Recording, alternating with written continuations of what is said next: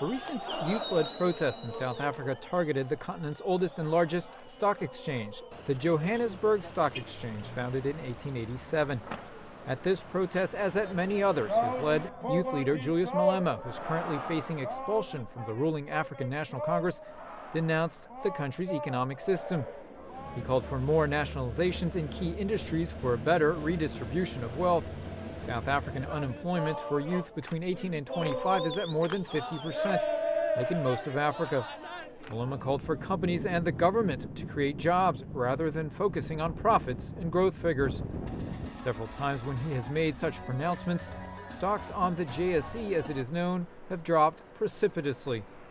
Noah Greenhill, stock exchange's head of marketing and business development, sees such patterns more as a strength than a weakness.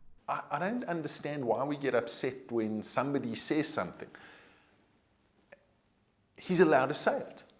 It might not be policy. I agree. It might be that he represents a constituency. But we don't look in the mirror. The US have people saying stuff that is vehemently against what the president of or the party of the day says. And nobody goes, well, you know, we can't invest in America because so-and-so is vehemently opposed to what is being said by the ruling party and our president.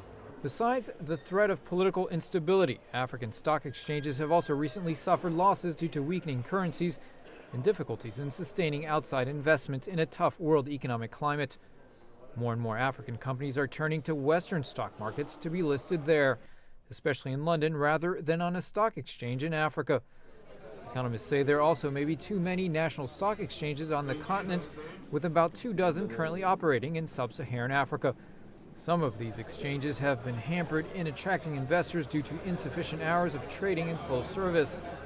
The Pan-Africa integration of stock markets has been talked about for years with little progress. Regional models of integration are seen as more appealing, such as the West African Regional Stock Exchange, which already operates out of Ivory Coast. Despite some of these shortcomings, with so many natural resources coming out of Africa, as well as booming infrastructure projects and a growing consumer market, Greenhill says it would be a mistake for investors to ignore Africa. It is the land of opportunity. Look at the telecommunications companies. Look at the banking services. You know, it's those kinds of business, retail, those kinds of businesses where there's huge opportunity here. Make no mistake, there's risk. But there's risk in doing business in Greece, in Portugal, in Italy, in Ireland, in Spain. Reality is there's risks doing business in China.